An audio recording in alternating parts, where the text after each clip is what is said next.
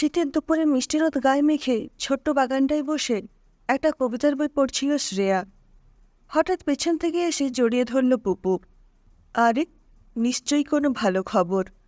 নতুন চাকরিটা হয়ে গেছে নিশ্চয়ই। হাসতে হাসতে প্রশ্ন করে শ্রেয়া। সব তুমি আগেই টের পেয়ে যাও মামনি। ধুর। ছদ্ম অভিমানে ঠোঁট ফুলিয়ে পাশে এসে বসে পুপু। তুই খুশি হলেই এভাবে ছুটে আসিস। সেই ছোট থেকেই দেখছি তোর জড়িয়ে ধরা মানেই খুশির খবর। সেই যেবার স্কুলে প্রথম হলি, তারপর জেলায় প্রথম, কলেজে ফার্স্ট ক্লাস। একে একে শ্রেয়ার মনে পড়ে বিগত দিনগুলোর কথা। পুপু, তিতি, কুহু, ওদের যুদ্ধের কথা, নাজমার কথা। চোখ ঝাপসা হয়ে ওঠে। ওই দেখো, এমন আনন্দের দিনে আবার হীরামুক্তোর বর্ষণ কেন? ওঠো তো, এদিকে চলো, অনেক কাজ আছে। শ্রেয়ার চোখের থেকে গড়িয়ে পড়া জলের ফোঁটা মুছিয়ে ওকে টানতে টানতে ভেতরে নিয়ে যায় পুপু। দিদি একটা বড় কেক সাজিয়েছে টেবিলে। কুহু খাবার সাজাচ্ছে প্লেটে। করেছিস কি তোরা? এ তো রীতিমতো পার্টি। শ্রেয়া ওদের কাণ্ড দেখে বলে, পার্টি হবে না? আজ কত আনন্দের দিন বলো তো। পুপুর এত ভালো চাকরি, দিদির প্রমোশন, সব সেলিব্রেট হবে আজ। এসো, কেকটা কেটে ফেলো এখন। কুহু বলে, কিন্তু কেক আমি কেন কাটবো? ওটা ওরা কাটবে। তিনজোড়া চোখ একসাথে শ্রেয়ার দিকে তাকায়। তুমিই কাটবে, এ তোমার সাফল্য, তোমার কৃতিত্ব। এসো। দুজন ওকে টেনে নিয়ে যায় টেবিলের কাছে। আবার অবাধ্য বাড়িধারা নেমে আসে দুগাল বেয়ে। বাবা আর নাজমাটা দেখে গেল না। দেওয়ালে ওদের বড় ছবি। মনে হলো হাসছে। দেখো বৌমা, শায়ক যখন তোমাকে বিয়ে করবে বলেছিল, আমরা এক কথায় মেনে নিয়েছি। কিন্তু এখন যা পরিস্থিতি, তোমাকেও আমাদের কথা ভাবতে হবে এবার। মণিদীপা দেবীর কথায় কেঁপে উঠেছিল 23 বছরের মেয়েটা। পায়ের নিচ থেকে মাটি সরে গিয়েছিল মুহূর্তে। শায়কের দিকে তাকিয়ে দেখেছিল শুধু শ্রেয়া। জোর করে জানলা দিয়ে বাইরে তাকিয়েছিল তার এত বছরের ভালোবাসার মানুষটা। হঠাৎ করেই মানুষটা বড্ড অচেনা হয়ে উঠেছিল। দীর্ঘ 3 বছর প্রেমের পর 3 বছর হলো বিয়ে হয়ে এ বাড়িতে বউ হয়ে এসেছিল শ্রেয়া। শাশুড়ি, মাসি শাশুড়ি আর এক ছেলের ছোট্ট সংসারে আদর যত্ন ভালোবাসা সবই পেয়েছিল শ্রেয়া। কিন্তু বিধাতা বোধহয় সবাইকে সুখ দেয় না। শাশুড়ি আর স্বামীকে সন্তান সুখ দিতে পারে না যে নারী, সমাজে তার স্থান হয় না। এ কথা ওকে বুঝিয়ে দিয়েছিল সময়। ডাক্তার যখন জানিয়েছিল শ্রেয়া অসম্পূর্ণা, কখনোই মা হতে পারবে না, শায়ক ওর হাতটা ধরেনি আর। মা ডেকে যাকে আপন করে নিয়েছিল, সেই মাও ওর মা না হতে পারার অপরাধে ওকে নির্বাসনে পাঠিয়েছিল।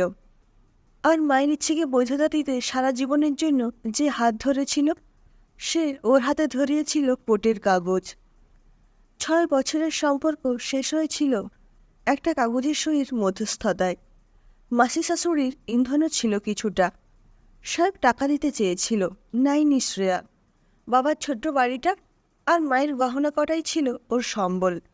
মাথা উঁচু করেই বাঁচতে চেয়েছিল চিরকাল। অনেকেই সহানুভূতি দেখিয়ে দত্তক নেওয়ার কথা বলেছিল।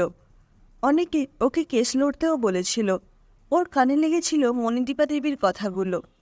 নারী ছেঁড়া ধন, বংশের রক্ত, পেটে না ধরলে নাকি মা হওয়া যায় না, এমন আরও কত কি। দিনের পর দিন ওই দুই বোনের কাছে অপমানিত হতে হতে ওর নারীসত্ত্ব পাথর হয়ে গিয়েছিল। নিজেকে গুটিয়ে নিয়েছিল ও এক খোলসের ভেতর। বাবা ছিল মাথার উপর ছাতার মতো। বৃদ্ধ লোকটা দুঃখ পেলেও ওকে বুকে টেনে নিয়েছিল।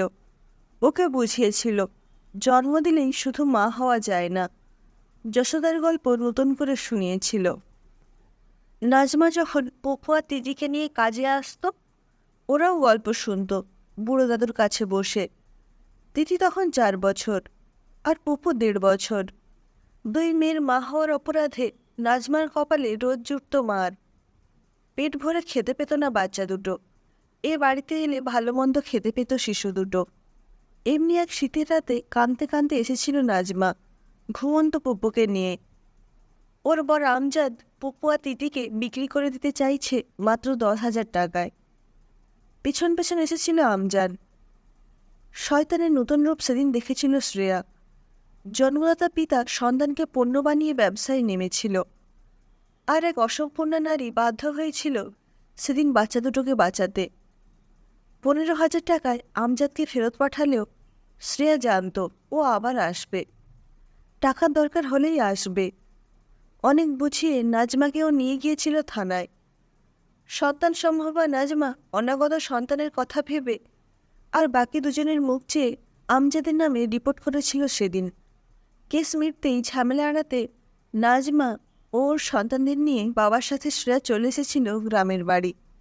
এরপর এসেছিল কুহু। নাজমা কুহুকে প্রথম দিনই শ্রেয়ার হাতে তুলে দিয়েছিল। ওই নরম মাংসপিণ্ডকে বুকে চেপে ধরে সেদিন কেঁদেছিল শ্রেয়া। ওই ধুকপুক করতে থাকা প্রাণকে আঁকড়ে নতুন করে বেঁচে উঠেছিল আবারও। পূর্ণতা পেয়েছিল ওর নারীত্ব।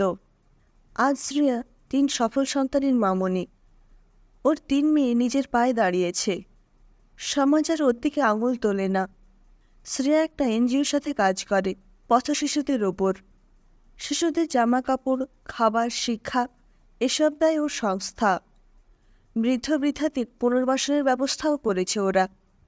বাবার বাড়িটায় একটা বৃদ্ধাবাস করেছে শ্রেয়া। নির্যাতিতা বৃদ্ধাদের মাথার ওপর একটু ছাদের ব্যবস্থা করতে পেরেছে। ওর মেয়েরাও ওকে সাহায্য করে সব সময়। 3 মেয়ে মিলে ওর স্বপ্নকে বাস্তব রূপ দিচ্ছে ধীরে ধীরে। মামনি কুহুকাল স্টেশনের কাছ থেকে একটা বুড়িকে তুলে এনেছে। সকাল থেকে বুড়িটা শুধু ভুলভাল বকছে, থাকতে চাইছে না। তুমি চলো তো একবার। তিতির কথায় শ্রেয়া তাড়াতাড়ি বেরিয়ে আসে। এমন মাঝে মাঝেই হয়। পরিবার যখন বৃদ্ধ বয়সে এদের রাস্তায় ফেলে যায়, এদের মাথা খারাপ হয়ে যায়। 23 বছর বয়সে গৃহহারা হয়ে শ্রেয়া বুঝেছিল সেই যন্ত্রণা। বাবা ছিল বলে ওকে পথে দাঁড়াতে হয়নি, কিন্তু একটা নিশ্চিত আশ্রয়, একটা নিরাপত্তার ঘেরাটোপের থেকে বেরিয়ে আসার যন্ত্রণা যে কি ও জানত। বৃদ্ধাবাসের বারান্দায় যুবথুবু হয়ে কুকুরে বসে রয়েছে বুড়িটা। শীতটা বড্ড বেশি এবছর। ওই শীতের মধ্যে বুড়িকে স্টেশনে ফেলে গেছিল নিজের লোকেরা। ভেঙে পড়া চেহারা আর বলি রেখায় কোচকানো মুখের দিকে তাকিয়ে চমকে ওঠে শ্রেয়া। বৃদ্ধা ছানি পড়া চোখে ওর দিকে চেয়ে থাকে। ওদের হাতারে কিছু খুঁজতে যায়। মামনি ও বারবার কেমন অসংলগ্ন কথা বলে চলেছে। কুহু বলে ওঠে, তুমি এভাবে এখানে? শ্রেয়া বৃদ্ধার পাশেই বসে পড়ে। কে কে তুই? কাঁপা গলায় বৃদ্ধা প্রশ্ন করে। তোমাকে, তোমার ছেলে কোথায়? শ্রেয়া বৃদ্ধার হাতের ওপর একটা হাত রাখে। চলে গেছে বউয়ের সাথে, ওদের নতুন ফ্ল্যাট। নাতির বিয়ে দেবে, আমায় আর রাখবে না। আমার বোনটা মরে বেঁচেছে, আমি মরি না কেন? বৃদ্ধার 2 চোখ দিয়ে প্লাবন নামে। তুমি পুলিশে যাবে? খবর দেব থানায়? ওরা তোমাকে রাখতে বাধ্য। শ্রেয়া বলে, না, ওখানে আর ফিরব না। তার চেয়ে ফুটপাতে থাকব, ভিক্ষা করব। আমায় ছেড়ে দাও। বুড়ি উঠে পড়ে আবার। কিন্তু কেন? তোমার অধিকার। শ্রেয়া প্রতিবাদ করতে চায়।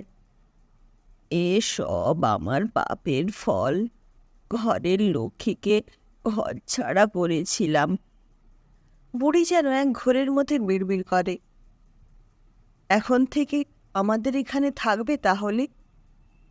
চোখ মুছে শ্রেয়া। বংশধর নয়, সাপ, কাল সাপ। মার ছেলে সব শেষ করল। বিলাপ করে বৃদ্ধা। ভেজা চোখে শ্রেয়া বৃদ্ধাকে ভেতরে নিয়ে যায়। বৃদ্ধা বারবার শ্রেয়ার দিকে তাকায় আর চোখ দলে। হঠাৎ ওর হাতটা চেপে ধরে বলে, সত্যি করে বল, তুই কে? এমন চেনা লাগে কেন? তিতি আর কুহুকে কাছে টেনে নেয় শ্রেয়া। বলে, আমি ওদের মা। আমার 3 মেয়ের সাথে তোমাকেও রাখবো আমার কাছে, থাকবে আমার মেয়ে হয়ে। মনে করো আমি তোমার মা। নিজেকে ভীষণ হালকা লাগে হঠাৎ করে। এত বছরের দুঃখ, রাগ, অপমান, কোনো বোধ আর নেই বুকের ভেতর। আছে শুধুই স্নেহ। পরম যত্নে বৃদ্ধাকে ভেতরে নিয়ে যায় এক মা। বন্ধুরা, গল্পটি কেমন লাগলো জানাবেন। সবাই ভালো থাকবেন। টাটা।